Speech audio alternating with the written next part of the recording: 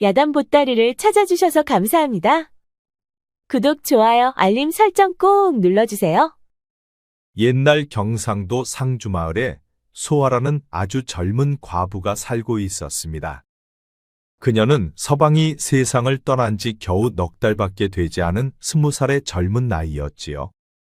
그런데 그녀의 미모는 경국지색으로 그 지역에서는 그만한 미모를 지닌 여인이 더는 없을 정도였답니다. 헌데 서방이 죽고 얼마 지나지 않아 마을 사람들 사이에서는 그녀에 대한 수상한 소문이 떠돌기 시작했지요. 요즘 밤마다 소아 아시네 집 등 불이 새벽녘까지 켜져 있다지 아마? 아, 그래? 과부 혼자 사는 집에 무슨 등불이 그리 오래 켜져 있을까? 하긴 소아 씨가 젊고 곱긴 하지. 허참 그렇다면 자네는 밤마다 누가 아씨를 찾아온다고 보는 것이야? 아, 그렇지 않고서야 밤새워 등불을 켜놓고 무엇을 하겠는가? 분명히 남정네들을 끌어들여 외로움을 달래는 것 아니겠어. 아이고 망측해라. 서방이 죽은 지 얼마나 되었다고 벌써부터 사내들을 끌어들인단 말이야. 마을 사람들 사이에서는 과부 소아에 대한 별의별 추측이 난무했습니다. 그런데 그 중에서도 그녀가 밤마다 사내들을 끌어들이고 있다는 소문이 가장 많았지요. 그런데 해가 지고 4시가 되면 어김없이 이방 박석중이 소아의 집을 찾아왔습니다. 대체 내 돈을 언제 어떻게 갚을 생각이오? 나는 그 돈을 모르는 돈이요. 서방이 살아서 한 번도 돈을 빌렸단 말을 내게 한 적이 없소. 허참 그렇다면 내가 거짓말이라도 한단 말이오? 이방 박석중은 품속에서 문서를 꺼내 소아에게 보여주었습니다. 이것 보시오. 분명 당신 서방의 필체가 아니오. 박석중은 3,000양짜리 차용증을 꺼내 소아에게 보여주었지요. 그래도 나는 이 문서를 믿을 수가 없소. 만약 이리 큰 돈을 빌렸다면 서방님은 분명 내게 말했을 것이요. 만약 끝까지 인정하지 않는다면 나도 다 생각이 있어. 서방이 남긴 밭과 이 집을 강제로 압류해 처분할 수도 있단 말이오. 박석중은 밤마다 그녀를 찾아와 차용증을 보이며 인정하라고 압박을 해왔습니다.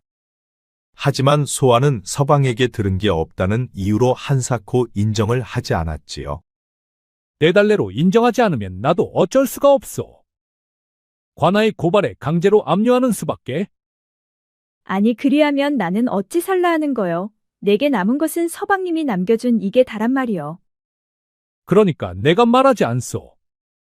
내게 오면 모든 게 다 해결된다고. 이방 박석중은 평소 소아를 흠모해 왔었습니다.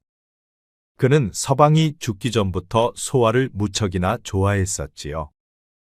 헌데 서방이 죽자마자 감당할 수 없는 차용증을 들고 와 소아를 계속 압박했습니다. 그리고 감당이 안 되면 자신의 첩이 되어달라 요구했지요. 하지만 소아는 이방 박석중의 첩이 되는 것은 죽기만큼 싫었습니다. 그의 꼬장꼬장한 성격도 싫었지만 서방의 3년상도 아직 끝나지 않은 상태였지요. 그리고 매일 밤마다 찾아와 잠도 재우지 않고 차용증을 인정하라고 압박하는 것 때문에 그녀는 미칠 지경이었습니다. 세상에서 제일 꼴보기 싫은 사람이 바로 박석중이었지요. 그러니 그의 첩이 되느니 차라리 혀 깨물고 죽겠다는 심산이었습니다. 새벽녘이 되어서야 그가 돌아가고 소아는 잠자리에 들 수가 있었지요. 헌데 다음 날은 또 사또가 소아를 찾아왔습니다. 그도 평소 소아를 마음에 두고 있었지요. 무슨 일로 찾아오셨소? 듣자 하니 얼마 전에 서방이 죽었다 들었소. 그래 그 얼마나 상심이 크시오. 당신의 서방은 내가 아끼던 아우요 해서 마음이 쓰여 이렇게 찾아왔소. 그런데 손님을 이렇게 마당에 세워둘 것이요. 어서 안으로 들어갑시다. 사또는 다짜고짜 신발을 벗고 안방으로 들어갔습니다. 그러자 소아는 하는 수 없이 차를 준비해 방 안으로 따라 들어갔지요. 이리 가까이 앉아보시오. 그래 혼자 사는데 뭐 불편하거나 힘든 것은 없어. 뭐든 내게 말하면 내가 도와주리다. 불편하거나 힘든 것은 없습니다. 그래도 뭐든 있을 것이 아니여. 여자 혼자 산다는 게 쉬운 일이 아니니까 말이여. 이렇게 아름다운 미모를 가진 여인이 혼자 살면 사내들이 가만두지 않을 것이외다. 허나 내가 딱하니 버티고 서 있으면 그 어느 놈도 부인에게 함부로 하지는 못할 것이요. 말씀은 고마우나 저는 괜찮으니 마음 쓰지 않아도 됩니다. 거참 왜 이렇게 말귀를 못 알아들으시오. 내가 당신을 보호해준다 하지 않소. 내 그늘 아래에만 있어도 이 마을에서는 만사가 형통이라는 것을 모르시오. 다른 안악들은 내게 달라붙지 못해 안달인데 당신은 어째 내가 직접 나서서 도와준다 해도 반기지를 않느냔 말이요. 괜히 저 때문에 관아일에 지장을 줄까 두렵습니다. 그러니 사또께서는 관아일에 더욱더 신경을 쓰시는 게 좋을 것 같소. 거참 아직 혼자 살면서 호되게 당해보지 않아 뭘 모르는 모양이구려. 공무에 바쁘실 사또의 호의는 사양하겠습니다. 뭐시요? 정말 내 호의를 거절한단 말이요. 그렇습니다. 누군가 자꾸 제게 신경 쓴다는 것이 저는 부담스럽습니다. 거참, 내 호의를 거절한 것을 반드시 후회하는 날이 올 것이요. 그땐 나를 붙잡아도 소용없을 것이외다. 사또는 서운한 기색을 감추지 않고 악담까지 뱉었습니다. 그리고 그는 혀를 끌끌 차며 돌아갔지요. 관아로 돌아온 사또는 곧장 이방을 불렀습니다. 부르셨습니까, 사또? 그래, 자네 혹시 죽은 박선비의 부인을 알고 있는가? 사또가 갑자기 소아 이야기를 꺼내니 이방은 가슴이 뜨끔했습니다. 알고는 있습니다만 무슨 일로 그러시는지요? 그년을 내 앞에 무릎 꿇게 하고 싶은데 무슨 좋은 방도가 없겠느냐? 아니, 사또께서 어찌하여 그녀를 무릎 꿇게 하려 합니까요? 내 그년을 반드시 품고 말 것이야. 그리고 내 첩으로 드릴 것일세. 사또의 의중을 알게 된 이방은 가슴이 철렁했습니다. 아주 강력한 경쟁자가 나타난 셈이었지요. 그런데 하필 왜 그녀이옵니까? 다른 여인들도 많은데. 아, 이 고을에 그만한 미모를 가진 여인이 어딨느냐? 그만하면 경국지색의 양귀비가 무색하지 않느냐? 이방은 수일 내로 그녀를 내 앞에 무릎 꿇게 할 방도를 찾아오거라. 알겠소, 사또. 이방은 마지못해 대답은 했지만 큰일 났다는 생각이 들었습니다. 자칫 잘못하면 소아를 사또에게 빼앗길 수도 있었지요. 한편 소아는 가슴이 답답해 서방이 남겨준 밭으로 향했습니다. 도저히 숨을 쉴 수 없을 정도로 가슴이 답답해 집안에는 있을 수가 없었지요. 밭은 새를 놓아주긴 했으나 수확량에 따라 들어오는 수입이 달라지기에 밭농사가 잘 되고 있는지 간간히 점검을 하곤 했습니다. 밭작물은 잘 자라고 있구나. 소아는 밭작물 상태를 살펴보며 이런저런 생각에 빠졌습니다. 헌데 정말 여인 혼자 산다는 게 불가능한 일일까? 그녀는 작황 상태를 둘러보고 밭이 한눈에 내려다 보이는 언덕에 올라 풀밭에 누웠습니다. 그리고 흘러가는 구름을 보며 많은 생각을 했지요. 나도 저 흘러가는 구름처럼 자유롭게 날아다닐 수만 있다면 얼마나 좋을까? 그녀는 이런저런 생각 끝에 스르륵 잠이 들고 말았습니다. 이방이 밤마다 찾아와 잠 못 들게 하는 바람에 언덕에 누워 깊은 잠에 빠지고 말았지요. 그렇게 얼마나 잠이 들었을까? 잠에서 깨어났을 때는 이미 해는 지고 어두컴컴해져 있었습니다. 저런 벌써 밤이 되었구나. 내가 너무 많이 잤나 봐. 그녀는 밤하늘에 떠 있는 별들을 보았습니다. 그러자 그 순간만큼은 이방의 방해를 받지 않으니 너무도 자유롭고 평화로웠지요. 서방님 하늘나라에서는 건강하게 잘 계신지요? 그녀는 너무 일찍 세상을 떠난 서방님을 그리워하며 별들을 보았습니다. 그녀의 두 눈에는 이슬이 맺혀 있었지요. 집에 들어가면 또 이방이 찾아오겠지? 그리고 내일 낮에는 또 누가 찾아오려나? 그녀는 자꾸만 찾아오는 사람들 때문에 집에 들어가기 싫었습니다. 하지만 또 해결하지 않으면 안 되는 일이었기에 마냥 피할 수도 없었지요. 그녀는 한참을 망설이다 서방이 남겨준 재산을 이방에게서 지키기 위해서라도 자리에서 일어났습니다.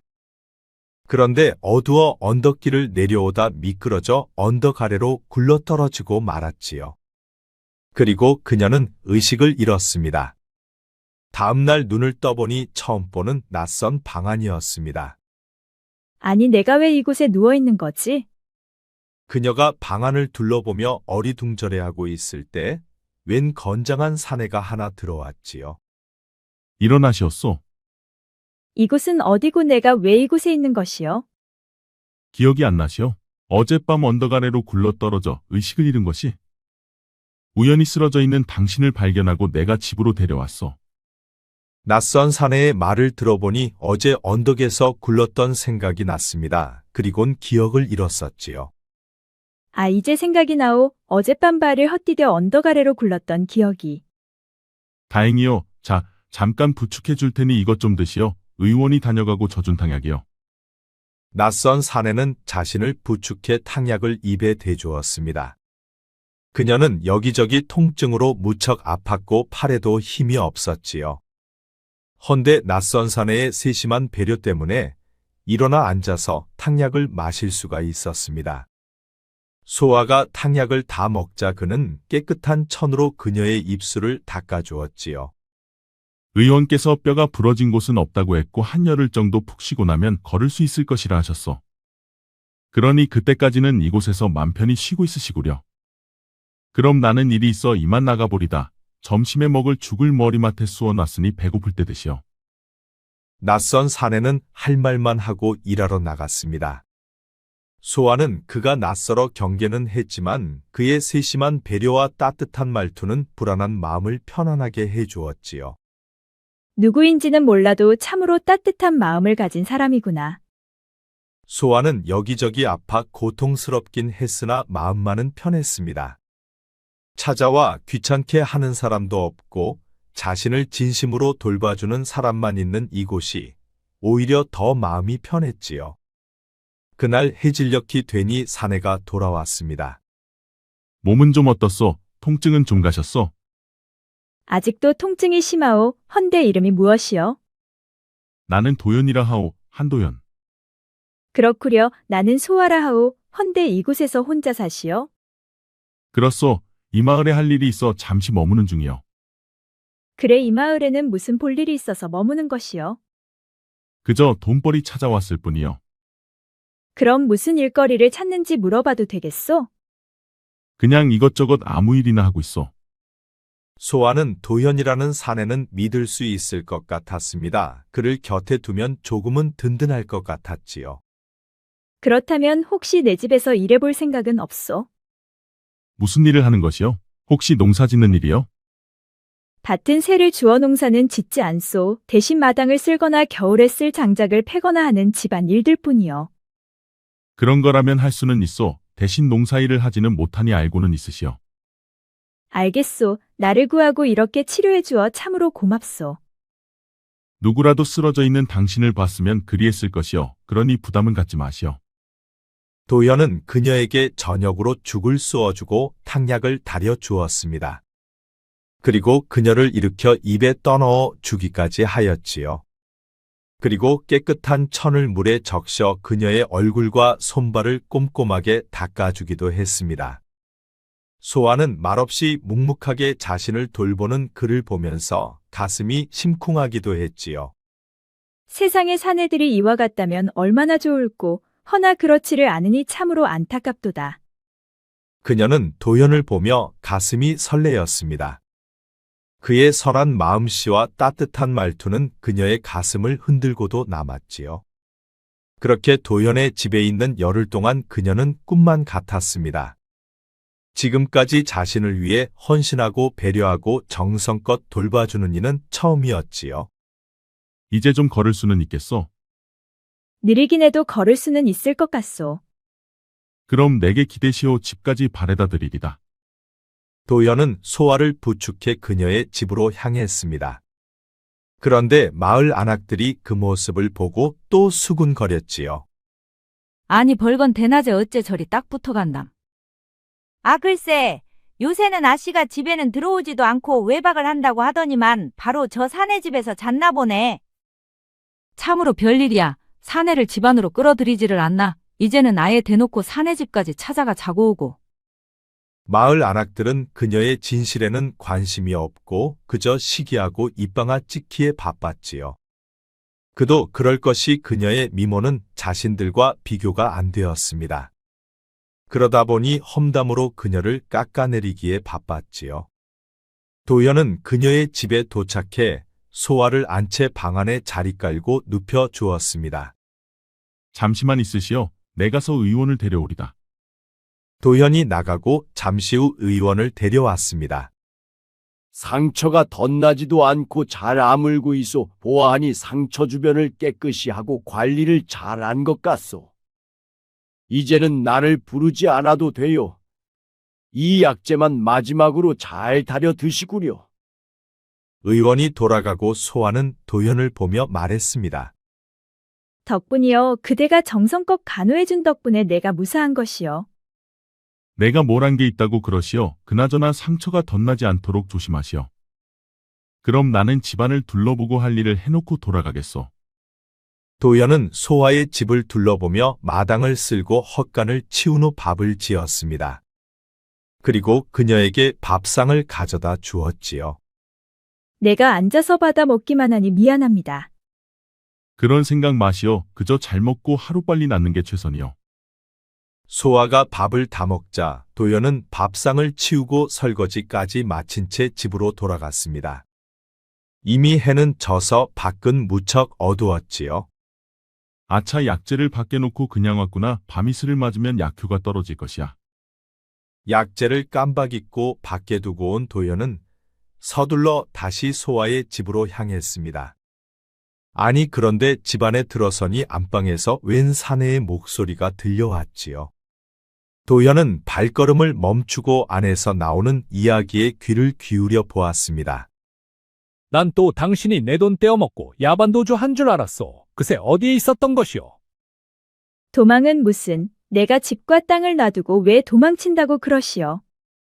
아니, 그럼 그동안 열흘이 넘도록 어디에 있었단 말이오? 뭐 말할 수는 없지만 그럴 일이 좀 있었소. 얼굴에 상처를 보니 어디 넘어지기라도 하셨소? 그렇소. 오늘은 피곤하니 그만 좀 돌아가 주시오. 이방은 마음이 급했습니다. 사또까지 소아에게 눈독을 들이니 서둘러 자신의 첩으로 만들어야만 했지요. 앞전에도 말했지만 내달래로 내 차용증을 인정하지 않으면 나도 어쩔 수 없이 강제 집행할 것이니 그리야 하시오. 이방께서 아무리 우기셔도 나는 그 차용증을 인정하지 않겠소. 허참 고집이 황소고집이구려. 그러다 죄다 빼앗기고 거리로 쫓겨난 후에나 마시오. 그리고 부인이 거지가 되지 않는 방법은 내게 오는 것뿐이라는 것을 절대 잊지나 마시오. 이방은 사또 때문에 그녀를 더욱 세게 압박해왔습니다. 그런데 그걸 인정하면 밭과 집을 모두 팔아도 갚을 수가 없는 큰돈이었기에 소아는 끝까지 인정하지 않았지요. 이방이 돌아가고 소아는 이불에 얼굴을 묻고 엉엉 울었습니다. 그리고 숨어서 이를 지켜보고 있던 도연은 가슴이 너무 짠했지요. 3,000냥이면 적지 않은 돈이군. 웬만한 사람은 팔자를 고칠 수도 있는 큰 돈이야. 헌데 그녀는 그런 사정을 안고 있으면서도 이방에게 가지 않는 것은 지조가 있는 여인인 게야. 도연은 착잡한 마음으로 집으로 돌아갔습니다. 그리고 다음날 일찍 소아의 집으로 일하러 왔지요. 그는 아침 일찍 마당을 쓸고 밥을 해 그녀의 방으로 가져갔습니다. 일어나 아침 드시오. 도연은 소아를 부축해 아침을 챙겨 주었습니다. 그러자 그녀는 기운이 없는 모습으로 아침밥을 천천히 먹었지요. 매번 미안하구려. 허나 내일부터는 내가 밥하고 빨래를 할 터이니 이젠 하지 않아도 돼요. 어젯밤 일을 목격한 도연은 그녀가 너무 안쓰러웠습니다. 그런데 못 들은 채 하려다 그녀가 안고 있는 문제가 너무 큰 것 같아 말을 꺼냈지요. 어젯밤 약재를 밖에 놓고 와서 다시 돌아왔다가 우연히 들었어. 그 3,000냥이나 되는 큰 돈을 어찌하여 빚지게 된 것이오? 아, 그 이야기를 들었구려. 실은 말이여, 나도 그것은 모르는 돈이여. 서방이 죽고 갑자기 차용증을 가져와 나보고 인정하라 하는데 나는 서방이 살아있을 때도 들어본 적이 없소. 그렇다면 그 3,000냥짜리 차용증이 가짜일 수도 있다는 말이오. 단언할 수는 없지만 그리 추측이 돼요. 그렇다면 그 3,000냥짜리 차용증의 진위 여부를 알아보는 게 우선일 듯 하구려. 나도 그러고 싶소. 허나 방도가 없어 이러지도 저러지도 못하오. 내게 한번 맡겨보시오. 내가 진위 여부를 확인해 보리다. 아니 그거를 알아볼 방도가 있소. 뭘 해야 할지 정해졌으니 이제부터 방도를 한번 찾아보겠소. 허나 너무 기대는 마시오. 시간이 얼마나 걸릴지 나도 잘 모르겠소. 그리만 해준다면 나야 너무 고맙소. 그런데 이 방뿐만이 아니라 사또까지도 문제요. 아니 사또는 또 왜 그러시오? 아 글쎄 요즘 들어 사또가 부쩍 찾아와서는 자신의 첩이 되라며 자꾸 엄포를 놓고 있소. 아니 그렇단 말이요. 참으로 못된 자들이로군요. 내 그자도 꼼짝 못할 방법을 한번 찾아보겠소. 아니 그냥 한탄스러워 꺼낸 말인데 사또를 내 집에 못 오게 할 수 있단 말이요. 그것도 방법을 찾아보겠소. 그러니 내 며칠간 오지 못해도 그리 알고 있으시오. 도현이 밖으로 나가고 소아는 적잖이 놀랐습니다. 그냥 하소연 해봤을 뿐인데 그는 그 문제를 해결하겠다며 밖으로 나갔지요. 소아는 그런 그를 보며 너무 든든했습니다. 저 사내는 정말 찐 사내 같아. 내가 뭔 말만 해도 저리 해결하러 나서니 너무 듬직해. 그런데 저희만 봐도 내 가슴이 왜 이리 뛰는 것일까?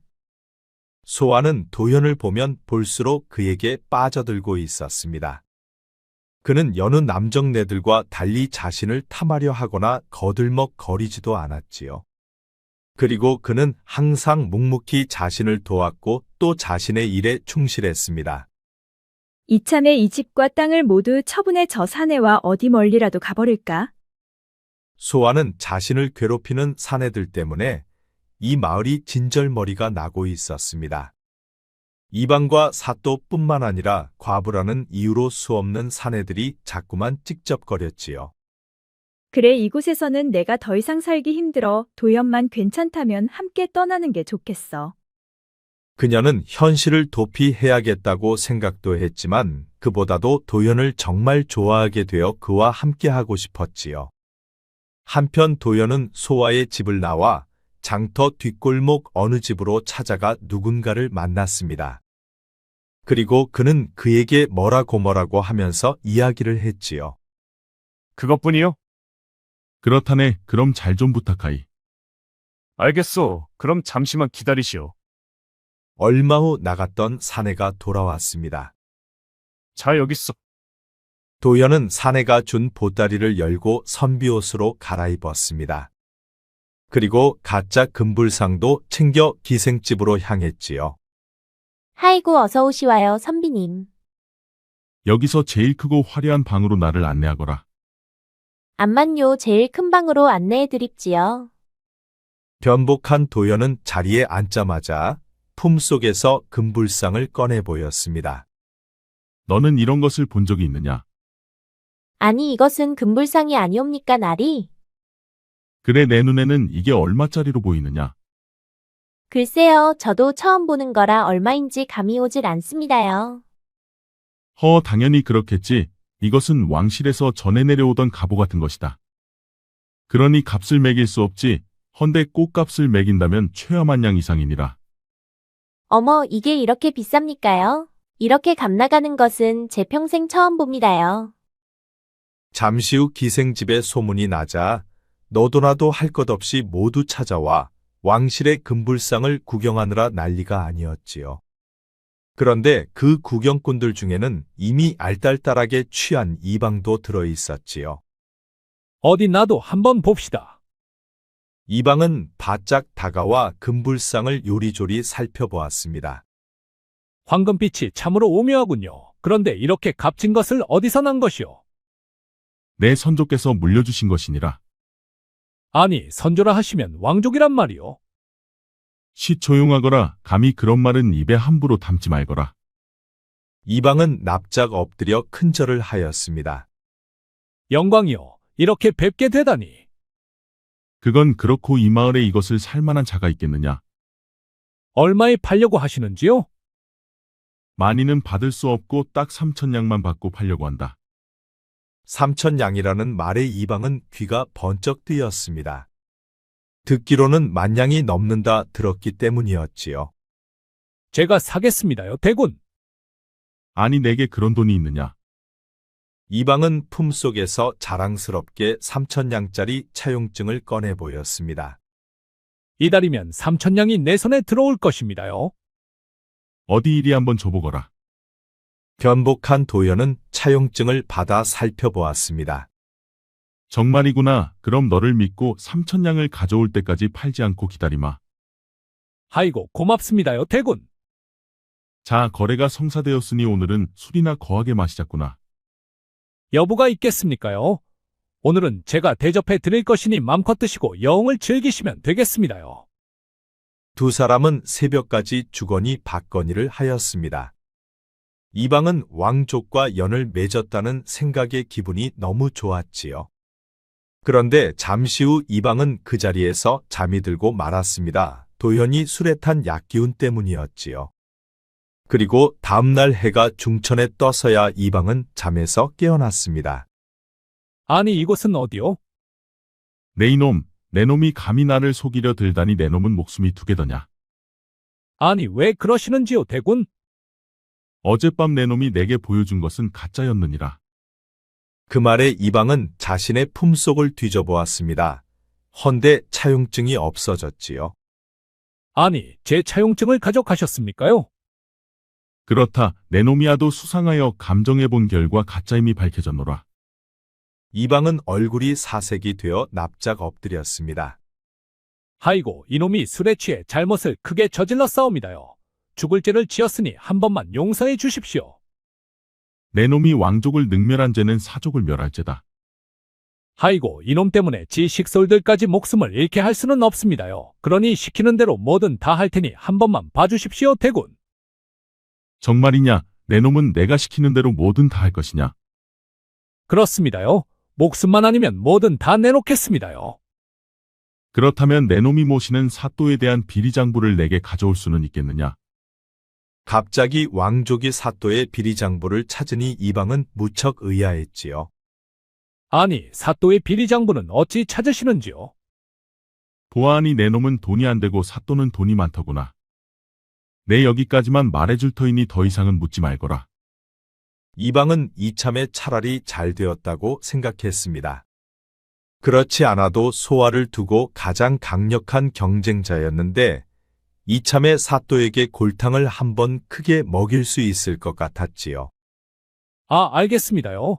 지는 사또의 비리장부가 어딨는지 잘 알고 있구만요. 그럼 언제까지 내게 가져올 것이냐? 내일 밤 당장 가져다 드리겠습니다요. 그래 알겠다. 그럼 내일 밤 기생집으로 가져오너라. 네, 그리하겠습니다요, 대군. 이방은 집을 나와 곧장 관하로 달려갔습니다.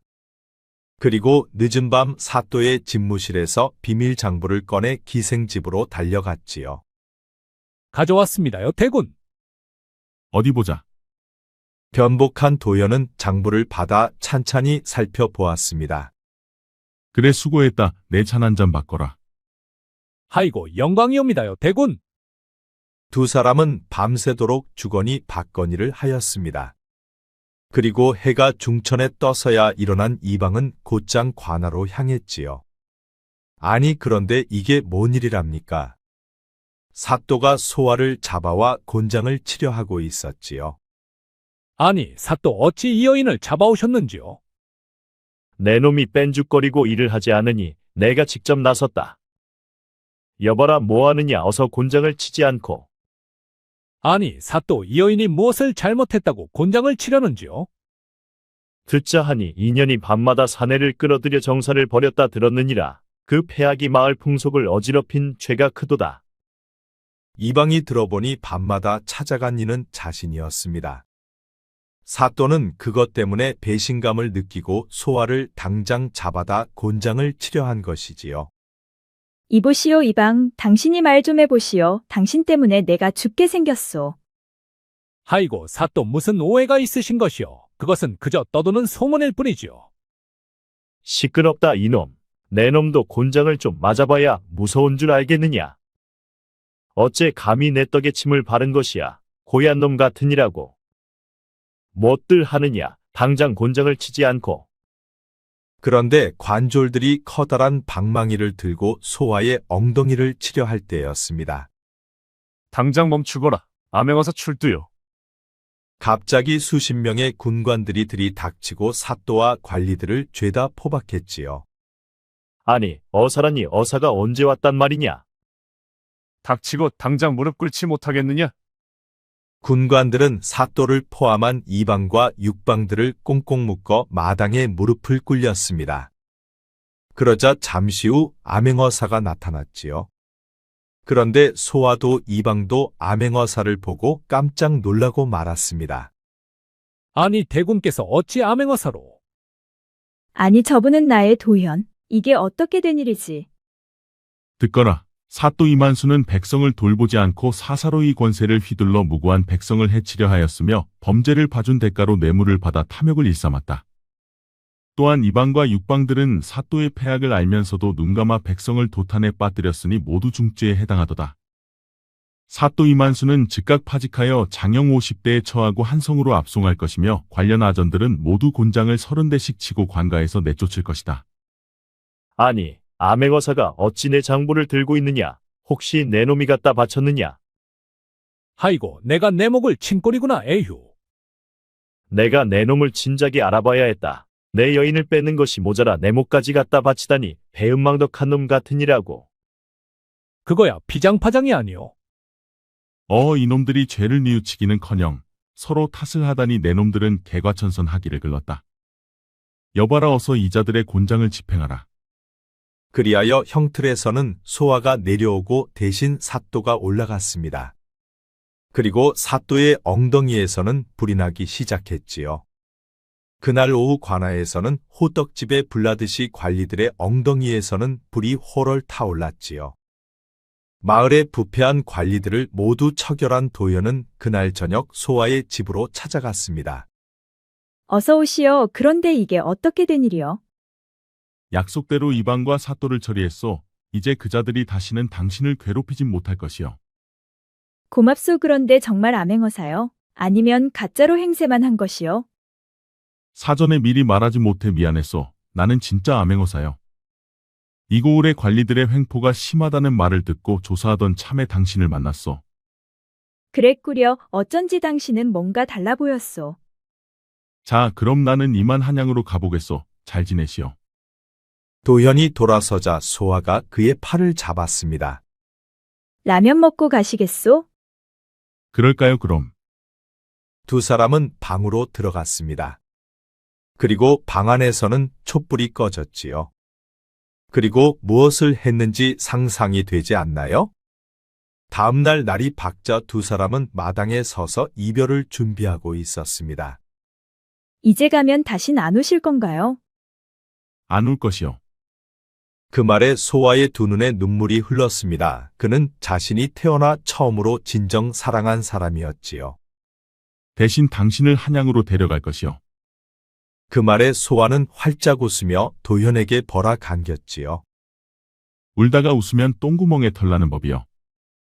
나도 좋소. 일이 좋은 걸 어찌 안 웃는단 말이요. 헌데 나는 돌싱인데 괜찮겠소? 실은 나도 돌싱이요. 돌싱끼리 잘 한번 살아봅시다. 소아는 소원대로 집과 땅을 처분해 도현과 함께 한양으로 올라갔습니다. 그리고 두 사람은 아들, 딸 낳고 오래오래 행복하게 잘 살았답니다. 여보, 서방님 준비됐어요. 알겠소. 곧 들어가리다. 옛말에 똥 묻은 개가 겨 묻은 게 나무란다는 말이 있습니다. 소아를 두고 사또는 이방은 사또를 서로 견제하다가 결국 나란히 곤장 맞고 철장에 갇히는 신세가 되었지요. 그 사이 소아는 구사일생하여 훌륭한 연분을 만나 행복한 삶을 살았습니다. 그러니 세상은 뿌린 대로 거두는 게 아닐까요? 구독과 좋아요, 알림 설정 꼭 부탁드립니다. 앞으로도 재미있는 이야기가 많으니 다른 영상도 재미있게 봐주세요. 우리 이야기가 재미있으셨나요? 그럼 여러분 모두 오늘도 행복하고 즐거운 시간 되세요.